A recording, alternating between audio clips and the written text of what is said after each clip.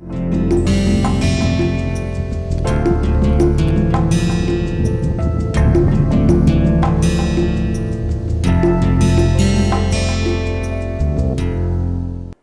welcome back. This is a new topic where we are going to talk about the volcanoes and related hazard. Now, if you refer the couple of slides from the previous lectures from plate tectonics and all that, we very briefly talked about the distribution of volcanoes along the plate boundary, and this is very typical that wherever there is an one plate subducting below another one, you will find the volcanic features. But if you are not having any plate subducting with respect to one another, then you won't be able to see such feature. So for example, if you are having a plate subducting below, that is your either you talk this is mostly the oceanic plate, and the overriding plate could be an oceanic plate or the continental plate. Then as soon as this material or the plate portion reaches the asthenosphere,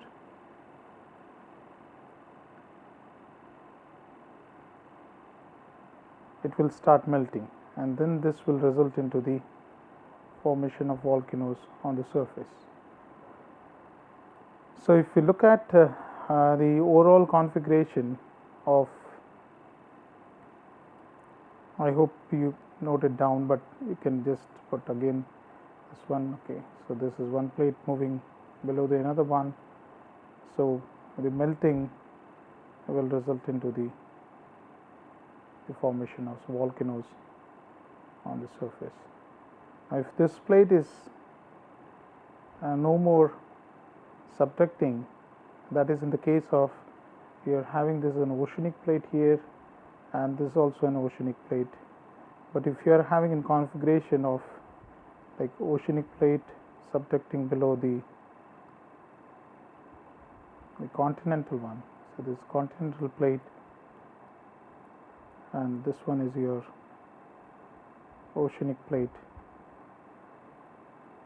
then you will have the volcanic eruptions on the continental plate side.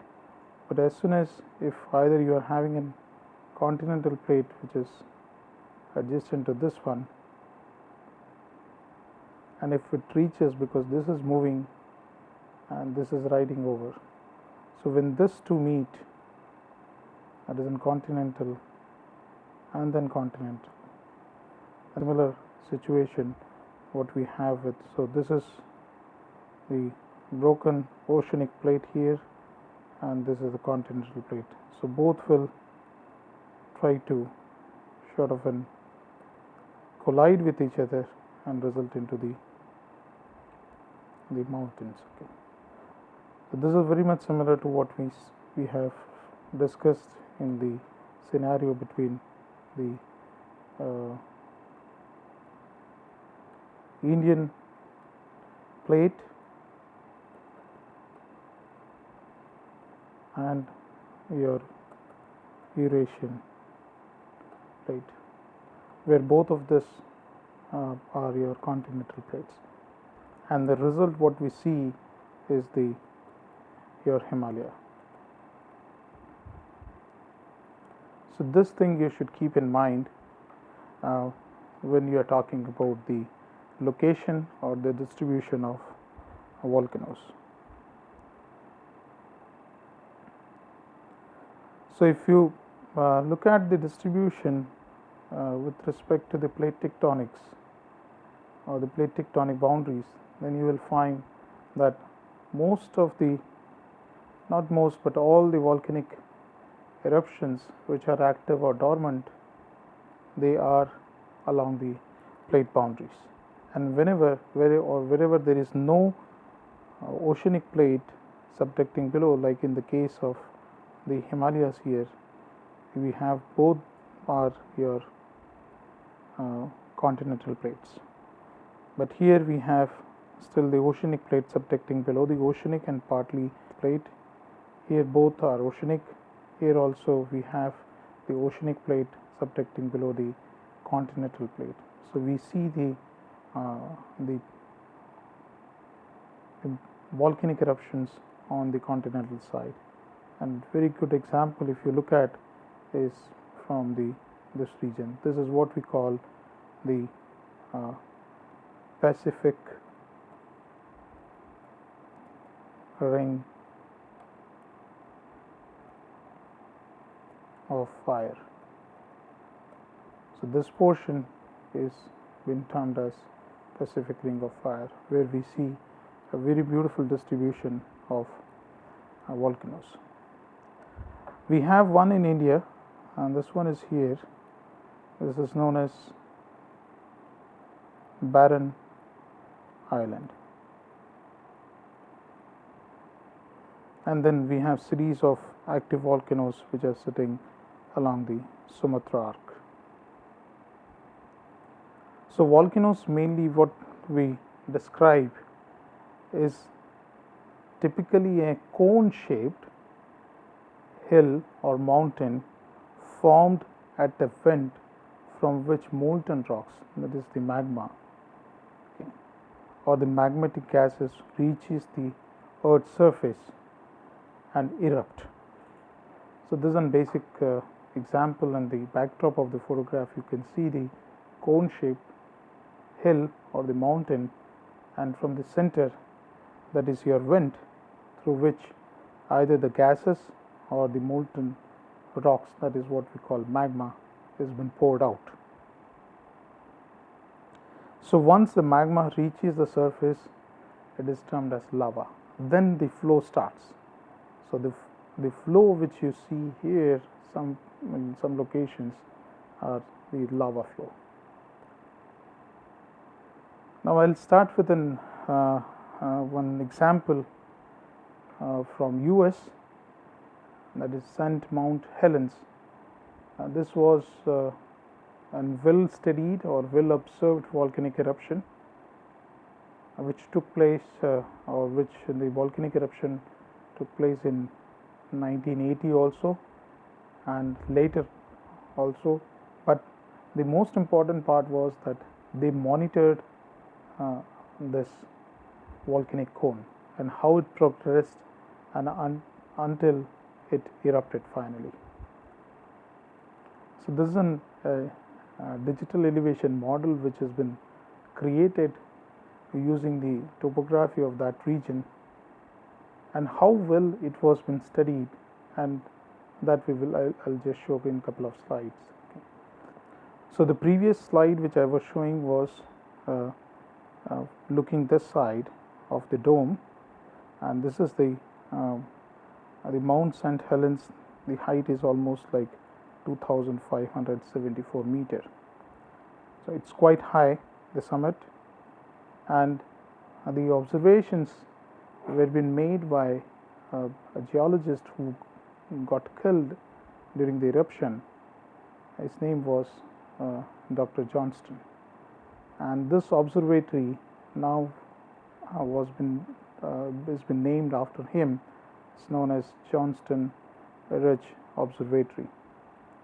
So he was sitting on the top hill over here and then watching and photographing all the movement of the structure, and he got killed. The reason was, I'll come to that in the next slides. So this is a picture from the same observatory which shows the depression here, what we call crater, and this was when formed when the portion or the top portion of the cone was totally blown up.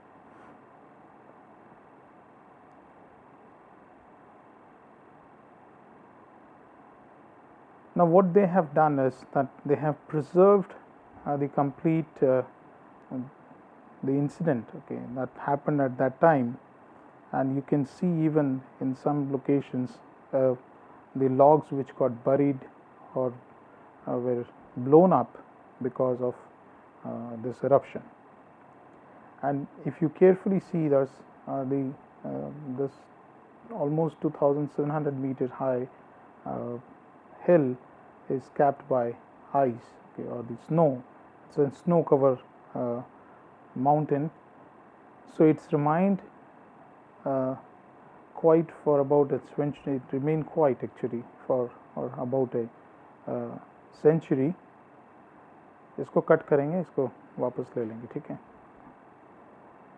So if you look at the top of this mountain, what you see is they are covered with this is covered with snow, and this plays a very important role in terms of like creating a lava flow, because when the lava flows or comes out from the vent and drops on the snow covered peak, and that will result into the mud flow or the lava flow. So this volcano, it remained quiet for about a century. Nothing was happening. As magma moved, it resulted into bulging of mountain. So in the center here there was a dome, okay, or a bulge which was been formed, okay. So, and it erupted in 1980 on May 18th with a small magnitude of earthquake 5.2. Hot rocks plus ash flowed down with a temperature of almost 600 degrees centigrade, and the speed was almost 1000 km per hour, so more than what the airplane flies.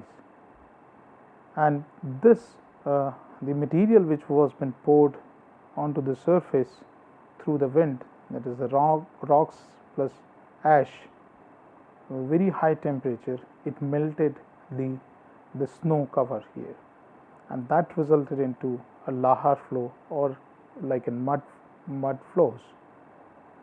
More than 600 square kilometer of forest was completely leveled, and the trees were swept away because of the speed as well as the high temperature. The trees, the forest area was completely leveled.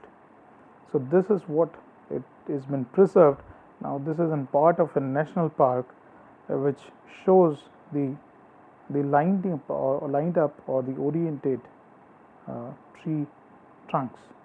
So tree trunks which shows this is the direction in which the lava flowed. So a lot of tourists they come and visit this area, and still they can even watch and see the dome where or the crater where the domal effect has been seen, as again the magma is rising in that crater. So they have an observatory where they constantly keep on monitoring the earthquakes, the micro earthquakes. So if suppose they get an indication that the multiple earthquake, micro earthquakes are occurring, then they can indicate or suggest that there is a movement of magma into the vent. So at present, when I visited this area, this is the dome which you can see, which is coming up in the crater. So this is a crater here you have, and within this the center part is bulging up. So the time will come, this will again erupt. So what they are doing, they are constantly watching it, so they know that how it is growing. So if there is a sudden growth which has been seen here of this portion, then they can issue the warning that there will be an eruption very soon. This is a close-up of that, and this was like from 2004 to 2006 renewed activity was observed, where this part was again uplifted because of the magma getting into this. So volcanoes again can be also defined as a gap in the earth crust through which the molten rocks or the magma comes onto the surface. It is a conical mountain formed around the vent through which molten mass comes out to the surface. So, as we were talking about that the volcanoes and related hazard, there are few historical events which are been listed, and this data has been taken from the MIT Press, Cambridge, which talks about the worldwide volcanic eruptions which were deadly or devastating. So, the list on the in this table on the left hand side shows the volcanoes and the cities which they affected, the year in which they were erupted, and what was the effect in brief. So, one is, which one was deadliest one was, I am not going to talk all, but yes, of course few we will just discuss and try to understand that what was the effect, the quantum of effect because of the volcanic eruptions. This is in Italy, Vesuvius. It occurred in AD 79, destroyed Pompeii city and the area and killed almost 16,000 people. And it says that city was buried by volcanic activities and then rediscovered in 1595. So, until then they were not even aware that there was such a deadly volcanic eruption which killed almost 16,000 people, and the city was completely buried under the volcanic ash and the debris. Then another one was which also affected the climate, okay, and this was from Indonesia, Tambora. Eruption was in 1815, killed almost 10,000 people, and 18,000 people were been affected, producing a global cooling where a complete year was without summer. So, you can understand that even if you are sitting away from the location of the volcanic eruption, if the volcanic eruption is very severe, then it can result into the global climate change, okay, or the global climatic effect also. But if the volcanic eruption is very frequent in most of the areas, then of course it will in total affect the climate. Then there is Krakatau, Indonesia, 1883, tremendous explosion, more than 36,000 people were killed, and that was because of the tsunami. Because since we have this volcanoes, few of the volcanoes which are located close to the ocean, if you are having in configuration of oceanic subduction, so if you have oceanic plate subducting below, so you have an ocean here, so if there is an eruption here, it will affect the nearby area and result into the landslide, massive landslide, which can result into the disturbance of your water column, as it was experienced during the recent earthquake and volcanic eruption, same from Krakatau. Then Mount Pelée, eruption of 1902, says the ash flow killed 30,000 people in a matter of minutes. So you can understand the impact, that how fast the flow was, okay. The ash flow was with a tremendous velocity, which killed almost like 30,000 people. Then we take the Villarrica from Chile. The eruption was in 1963-64. It forced almost 30,000 people to evacuate their homes. Then we have Mount St. Helens, in Washington DC, 1980, debris avalanche, which I was showing in the previous photographs, the Johnston Ridge and all that, and lateral blast and mud flows. This mud flow is your what we were talking about. If you have the magma plus snow, it will result into lahar flows. So this happened. Now, very interesting, the eruption was very deadly. Only 57 people were been killed. The reason was this area is sparsely habited, and the scientist or the geologist who was killed in this eruption, he was able to at least send his last voice on radio saying that it is coming, but he never thought that the volcanic eruption taking place here and he is sitting somewhere far away in the ridge, the flow will come right up to this ridge. Okay, but the flow was so fast that it swept this whole area. And when the tourists visit this area, they can listen to or hear the voice or they watch the movie